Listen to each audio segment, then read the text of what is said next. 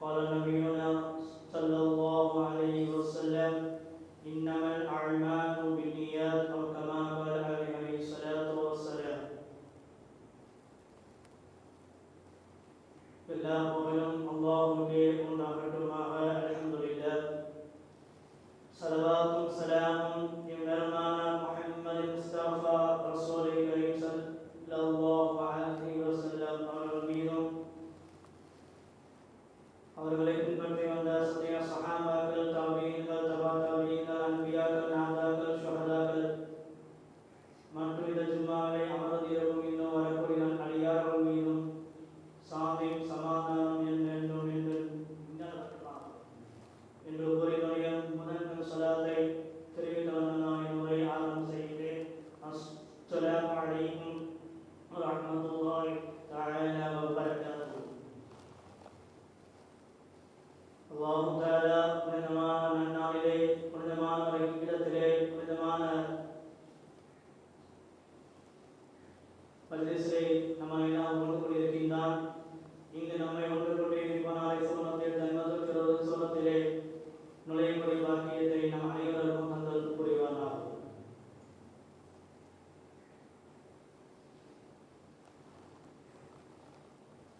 அல்லாஹ் தஆலா திருமறையிலே சொல்லியிருக்கின்றான், இன்ன இத்தத ஷுஹூரின் இன்தல்லாஹி இஸ்னா அஸர ஷஹரன் ஃபி கிதாபில்லாஹ்.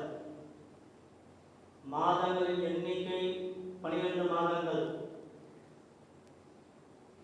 அந்த 12 மாதங்களில் மின்ஹா அர்பாஅத்துன் ஹுரும், அந்த 12 மாதங்களில் 4 மாதங்கள் கண்ணியமான மாதம் என்பதாக அல்லாஹ் தஆலா திருமறையில் சொல்லி காட்டியிருக்கின்றான். நமக்கெல்லாம் கேள்வி வரலாம், 4 மாதம் தான் கண்ணியமான மாதமா என்று சொன்னால் 12 மாதங்களும் கண்ணியமான மாதம் தான், எல்லா மாதமும் கண்ணியமான மாதம் தான். ஆனால் குறிப்பிட்ட இந்த 4 மாதங்கள், அதில் 3 மாதங்கள் தொடர்படியாக வருகின்றன, ஒன்று தனியாக வருகின்றன. இந்த 4 மாதங்களில் துல்காதா, துல்ஹஜ், முஹர்ரம், ரஜப். துல்காதா மாதத்தில் தான் நாம் துல்காதா மாதத்திலே முதல் ஜும்மாவை நாம் அமர்ந்திருக்கின்றோம். இந்த துல்காதா மாதம் அல்லாஹ்வால் கண்ணியமான மாதம். இந்த மாதத்திலிருந்து ஹஜ்ஜி செய்பவர்கள் இந்த மாதத்திலே செல்வார்கள். ஏன் சங்கியான மாதம் என்று சொன்னால், இந்த 4 மாதம் கண்ணியமான மாதம். இந்த மாதத்திலே எந்த ஒரு சன்னிதத்திலும் செய்ய மாட்டார்கள், போர் செய்ய மாட்டார்கள். அதாவது துல்காதா, காதா என்று சொன்னால் அமர்வது, வீட்டில் அமர்வது, அதாவது எந்த ஒரு சண்டையும் செய்யாமல் ஒரு இடத்திலே அமர்ந்து கொள்வது என்பதாக இந்த காதா என்பதற்கு பொருள். மேலும் அல்லாஹ் சொல்லுகின்றான், ஃபலா தஸலிமு ஃபீஹின்ன அன்ஃபுஸக்கும். இந்த மாதங்களில் தன்னுடைய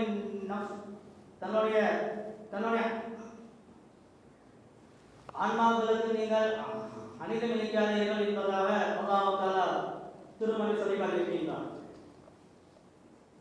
இந்த துல்காதா மாதம் என்ன சிறப்பு இருக்கின்றது என்று சொன்னால், நாயகம் ஸல்லல்லாஹு அலைஹி வஸல்லம் அவர்கள் 4 உம்ராக்கள் செய்தார்கள்.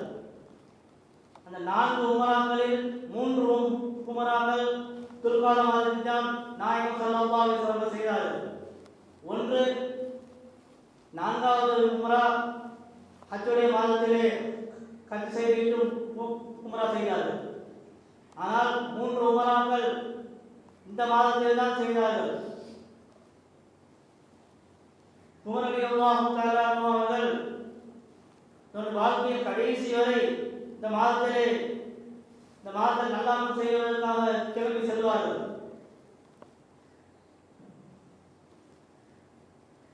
மேலும்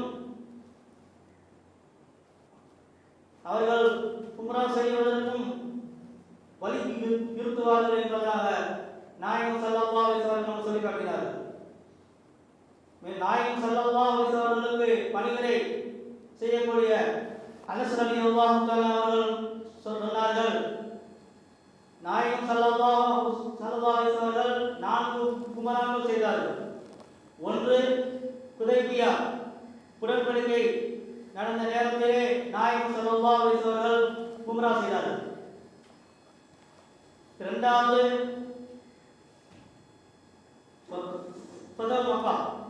மக்கா வெற்றி கொண்ட பிறகு அந்த நேரத்திலே உம்ரா செய்தார்கள். மூன்றாவது குனைன் போர்க்களத்திலே போரை முடித்துவிட்டு கனிமத் பொருட்களை பங்கிட்டு பிறகு நாயகம் ஸல்லல்லாஹு அலைஹி வஸல்லம் உம்ரா செய்தார்கள். இந்த 3 உம்ராக்களும் நாயகம் ஸல்லல்லாஹு அலைஹி வஸல்லம் துல்காத மாதத்தில் தான் செய்தார்கள். நான்காவதாக ஹஜ்ஜுக்கு போன நேரத்திலே துல்ஹஜ் மாதத்திலே செய்த உம்ரா என்பதாக நாம் ஹதீஸை பார்க்கிறோம். அடுத்தபடியாக நபீனா மூசா அலைஹிஸ்ஸலாத்து வஸ்ஸலாம் அவருடைய காலகட்டத்திலே அல்லாஹ் தஆலா மூசா அலைஹிஸ்ஸலாமை 30 நாட்கள் நீங்கள் தூர் சீனா மலைக்கு வரவழைத்தார். 30 நாட்கள் இது அல்லாஹ்வுடைய வாக்கு. வவாதனா மூசா 30 லைலா, அந்த 30 நாட்கள் நீங்கள் நோன்பு நோக்க வேண்டும் என்பதாக இறைவன் கட்டளையிடுகின்றான். அந்த 30 நாட்கள் என்பது துல்காத மாதம் 30 நாட்கள் தான். 30 நாட்கள் நோன்பு வைத்தார்கள். 30 நாட்கள் நோன்பு வைத்துவிட்டு மூசா அலைஹிஸ்ஸலாம் நல்ல நல்ல விதமான ஆடையெல்லாம் எடுத்துக்கொண்டு தூசில மலைக்கு தயாராக இருந்தார்கள்.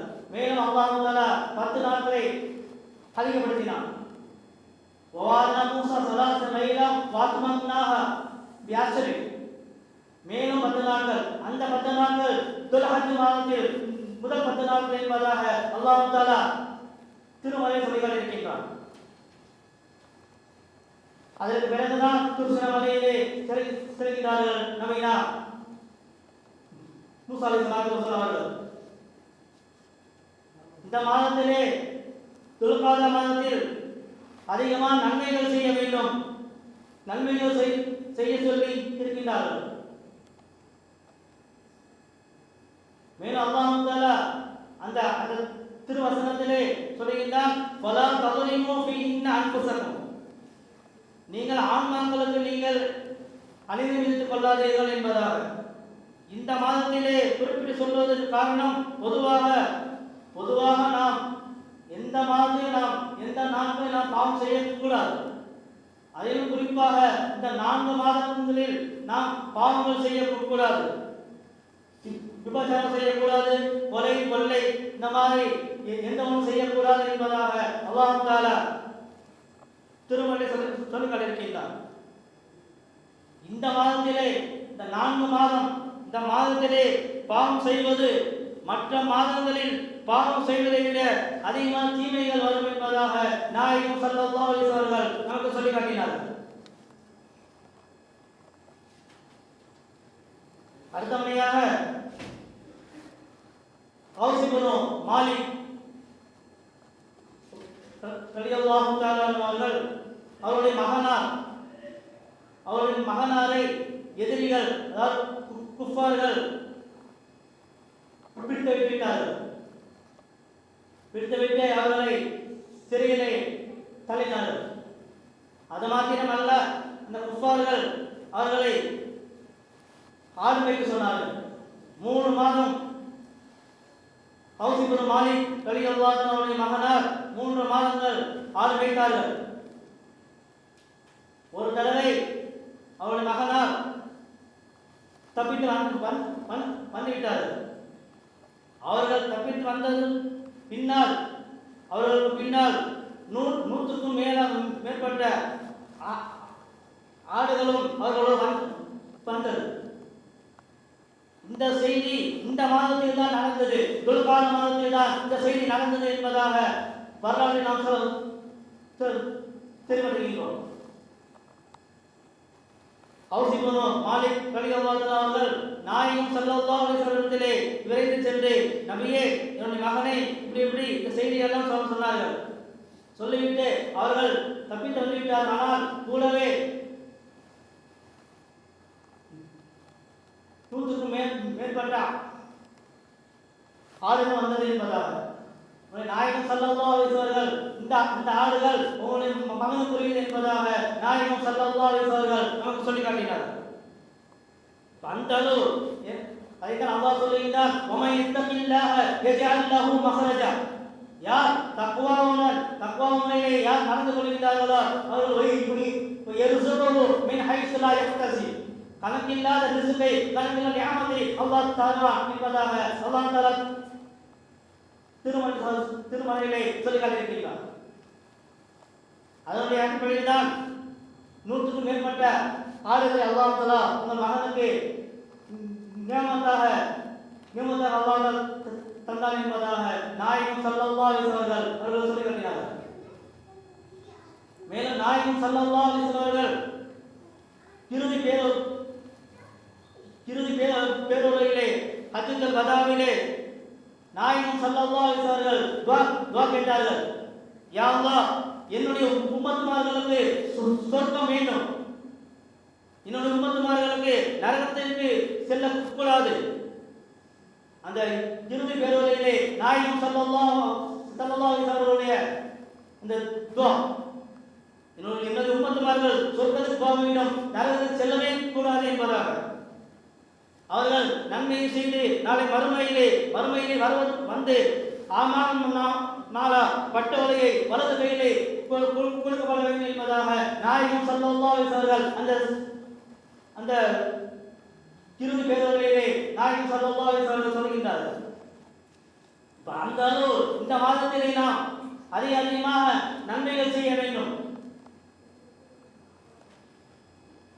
கௌசுல் ஆலம் முஹைதீன் அப்துல் காதிர் ஜீலானி ரலியல்லாஹு தஆலா அவர்கள் சொல்வார்கள், உலகத்தை உங்கள் கையில் வையுங்கள், உள்ளத்தில் வைத்து விடாதீர்கள் என்பதாக கௌசுல் ஆலம் அவர்கள் நமக்கு சொல்வார்கள். இதற்கு ஒரு எடுத்துக்காட்டாக ஹசன் பஸ்ரி ரலியல்லாஹு தஆலா அவர்களுடைய வரலாறு நாம் பார்த்து வரலாம். ஒரு தடவை ஹசன் பஸ்ரி ரஹ்மத்துல்லாஹி அவர்கள் மிகப்பெரிய திரைநேசர். அவர் ஒரு நாள் ஒரு தடவை வெளியூருக்கு செல்கின்றார். வெளியூருக்கு சென்று ஒரு கிராமத்திலே கூடாரம் விட்டு அங்கே தங்கியிருந்தார். அங்கு உள்ள மக்கள், யாரோ ஒரு இறைநேசர் வந்திருக்கின்றார், யாரோ ஒரு இறைநேசர் வந்து யாரை நாம் பார்க்க வேண்டும் என்பதால் அதிலே அந்த கூட்டத்திலே ஒரு மனிதர், நானும் அவர்களை பார்க்க வேண்டும். அந்த பார்க்கக்கூடிய மனிதரும் அவரும் ஒரு இறைநேசர். ஹசன் பஸ்ரி ரஹ்மத்துல்லாஹி அவர்கள் இறைநேசர் என்று சொன்னால் எந்த ஒரு இதுவும் இல்லாமல் இருப்பார்கள் என்பதாக அவரை பார்க்க வரக்கூடிய இறைநேசர்கள் பார்க்கின்றார்கள். அவர்கள் வந்து அவர் கூடாரத்தை பார்த்து கூடாரத்திலே உள்ளே நுழைகின்றார்கள். அவருடைய கூடாரம் தங்கத்திலானதாக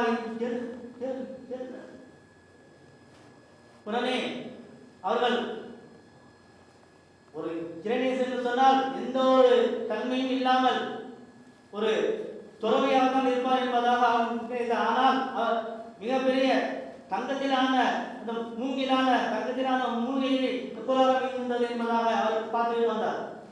உடனே ஹசன் பஸ்ரி ரஹ்மத்துல்லாஹி அவர்கள், நான் வெளியிலே செல்ல வேண்டும், உன்னை வந்த இறைநேசரும் நானும் செல்கின்றேன். அந்த வந்த இறைநேசர் கையிலே ஒரு பூஜாக்கள் இருக்கும், அந்த பூஜாக்களை முழு செய்வதற்காகவே ஒரு தன்னுடைய பூஜாவை வைத்திருந்தார். இந்த நேரத்திலே 2 பேரும் வெளியிலே செல்கின்றார்கள். வெகு தூரம் சென்றவுடன் அந்த வந்த இறைநேசர்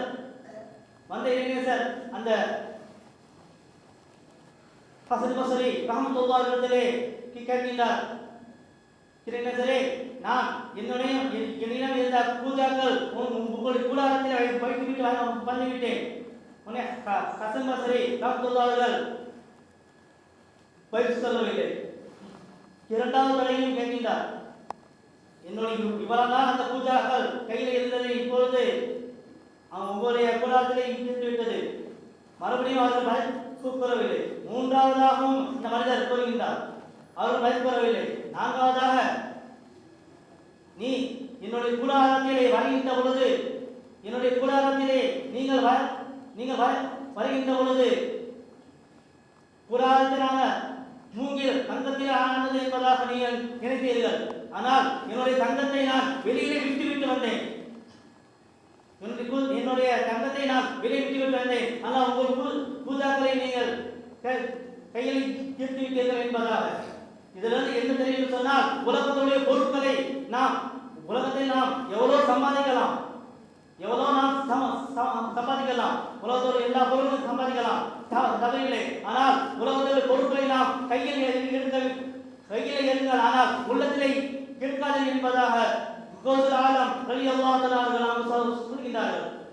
நாம் பொதுவாக உலகம் தான் நம்புகின்றோம். உலகத்தில் பொருட்களை எல்லாம் நம்ம கைக்கு கொண்டு வர வேண்டும் என்பதாக தான் நினைக்கின்றோம். அப்படி கொண்டு வந்தால் நம்முடைய இபாதத்து குறைந்துவிடும், அல்லாஹ்வுடைய இஷ்கு நமக்கு குறைந்து என்பதாக நமக்கு அவர்கள் இந்த செய்தியை சொல்கின்றார்கள். ஆக அதுவும் இந்த மாதத்தை நாம் அதிகமான நன்மைகளை நாம் செய்ய வேண்டும். இந்த மாதத்தில் நாம் அதிகப்படியான நன்மைகள் செய்ய வேண்டும் என்று சொன்னால், இந்த மாதம் அல்லாஹ்வுக்கு கண்ணியமான மாதம். துல்காதா, துல்ஹஜ், முஹர்ரம், ரஜப், இந்த மாதத்தை நாம் அதிகமான நன்மைகள், அதிகமான இபாதத்துகள் செய்ய வேண்டும் என்பதாக அல்லாஹ் தஆலா திருமறை இருக்கின்றார். ஆக நாமும் இந்த மாதத்திலே நாம் அதிகமான நன்மை செய்கிற பாக்கியத்தையும், மேலும் அதிகமாக நல்ல அமல் செய்கிற பாக்கியத்தையும் புரிவானாக. மேலும் நம்மை ஒன்று கொண்டிருப்போல் நாளை சுமண பூஞ்சோலையிலே நபிகள் நாயகம் ஸல்லல்லாஹு அலைஹி வஸல்லமோடு இருக்கக்கூடிய பாக்கியத்தையும், மேலும் அவர்களின் கனவிலும் நனவிலும் கண்டு தரிசிக்கூடிய பாக்கியத்தை நம் அனைவரும் தந்தல் புரிவானா என்று கூறி என் வார்த்தையை முடித்துக் கொள்கின்றேன். வாஹிர் தஅவானா அல்ஹம்துலில்லாஹி ரப்பில் ஆலமீன். அஸ்ஸலாமு அலைக்கும் வரஹ்மத்துல்லாஹி தஆலா